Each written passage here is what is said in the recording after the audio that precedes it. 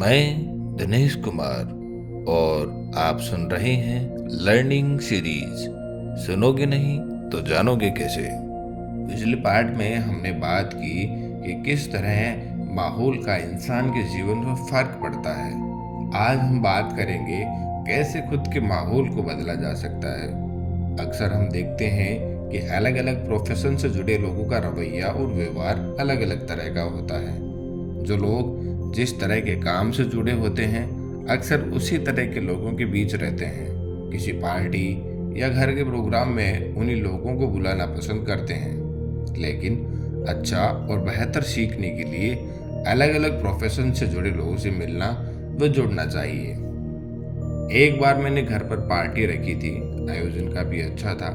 मेरे पत्रकारिता प्रोफेशन से जुड़े लोग इस पार्टी में शामिल हुए, लेकिन इसके अलावा कोई डॉक्टर था, कोई इंजीनियर, कोई लेखक, कोई टीचर, कई प्रशासनिक अधिकारी भी थे। पार्टी से जब लगभग सभी लोग जा चुके थे, एक रिश्तेदार घर पर ही रुका हुआ था।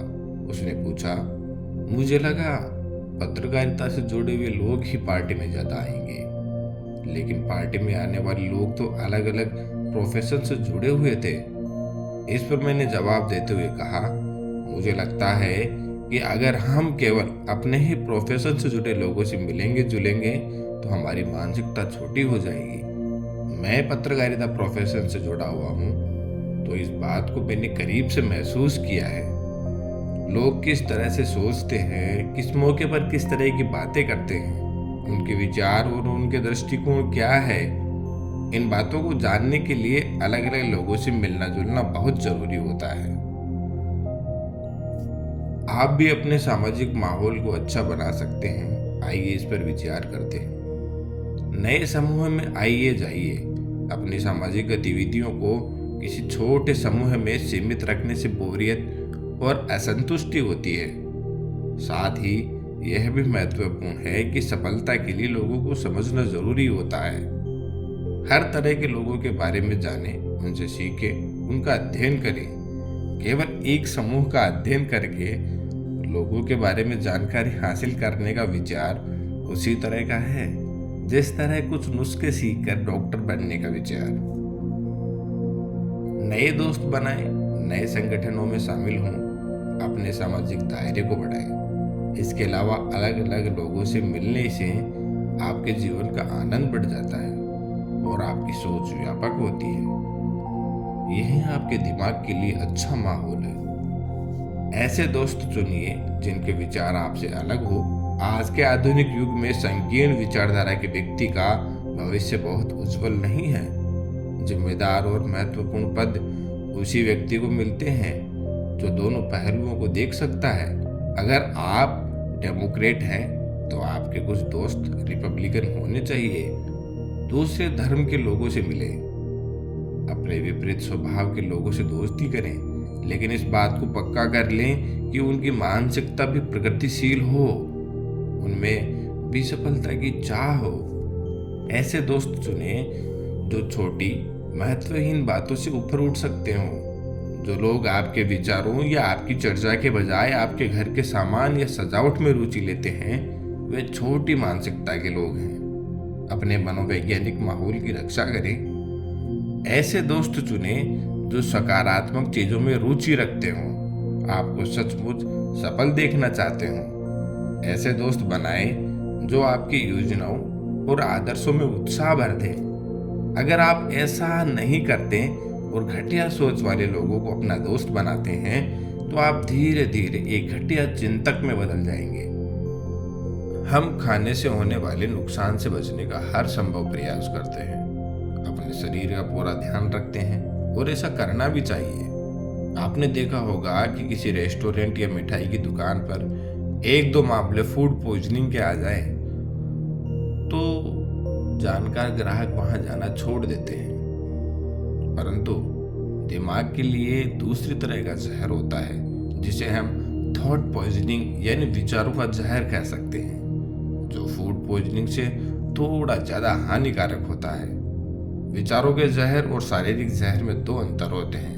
वैचारिक जहर दिमाग को प्रभावित करता है और जिस आदमी को ये दिया जा रहा हो उसको पता ही नहीं चलता। विचारों का जहर सूक्ष्म होता है, लेकिन इससे बड़ी चीजें हो सकती है।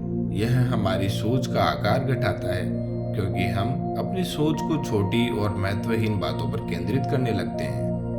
यह लोगों के बारे में हमारी सोच को घटिया कर देता है, क्योंकि इसमें तथ्यों को तोड़ मरोड़ कर पेश किया जाता है, और यह हमारे अंदर अपराध बोध भी पैदा कर देता है। यानी हमारे मन में अपराध करने के विचार और भाव पैदा होने लगते हैं। और ये बात सही नहीं है कि केवल महिलाएं ही इधर उधर की बातें करके वैचारिक जहर फैलाती है। कई पुरुष भी इस बात में माहिर होते हैं।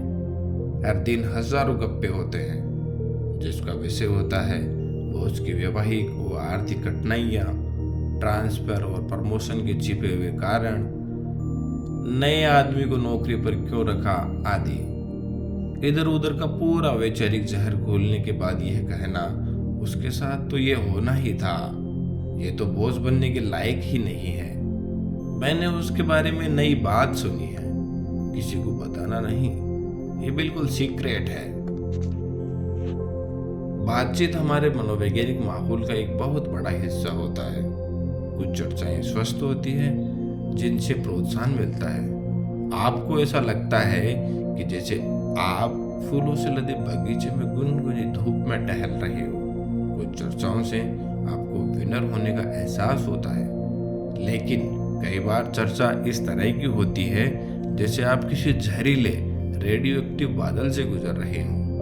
इससे आपको बीमारी का एहसास होने लगता है। इससे आप हारे और बीमार से महसूस करने लगते हैं। आपका स्वभाव चिड़चिड़ा हो जाता है। गपसप लोगों के बारे में नकारात्मक चर्चाएं हैं, और वैचारिक जहर का शिकार व्यक्ति यह समझता है कि उसे इसमें मजा आ रहा है। वह लोगों के बारे में नकारात्मक बातें सोच सोचकर एक किस्म का जहरीला आनंद लेता है। वह यह समझ ही नहीं पाता कि ऐसा करने से वह सफल लोगों की नजरों में लगातार छोटा होता जा रहा है, और उसका उस पर से भरोसा कम होता जा रहा है। आइए एक बार सार में समझते हैं सफलता का माहौल कैसे तैयार करें। माहौल के प्रति सचेत बने। जिस तरह अच्छा भोजन शरीर को शक्ति देता है, उसी तरह अच्छे विचार आपके मस्तिष्क को शक्ति देते हैं। अपने माहौल को अपना सहयोगी बनाइए, अपना विरोधी नहीं। दमनकारी शक्तियों, नकारात्मक लोगों को अपना हौसला पस्त न करने दें। छोटी सोच वाले लोगों के चक्कर में न आए। ईर्ष्यालु लोग तो चाहते ही हैं कि आप आगे न बढ़ पाए। उन्हें खुश होने का मौका ना दें, यानी खुद को ईर्ष्या करने वाले लोगों से बचाकर रखें। सफल लोगों से सलाह लें। आपका भविष्य महत्वपूर्ण है। फोकटिया सलाहकारों से सलाह लेने का जोखिम ना लें, क्योंकि अक्सर देखा गया है कि असफल और नकारात्मक लोग ही फोकटिया सलाहकार होते हैं। नए समूह में आए और जाएं, और करने के लिए नए नए और प्रेरक काम खोजें। बहुत से मनोवैज्ञानिक ऊर्जा हासिल करें। अपने माहौल से वैचारिक जहर को दूर रखें। गपशप और दूसरों की निंदा करने से बचें। लोगों के बारे में बात करें, लेकिन सकारात्मक पहलू से। तो इस तरीके से आप अपने लिए एक अच्छा माहौल बना सकते हैं, जो एक सक्सेस लाइफ के लिए बहुत जरूरी है। अगले पार्ट में हम बात करेंगे खुद के विचारों को कैसे अपना सबसे अच्छा दोस्त बना सकते हैं। Okay, good bye.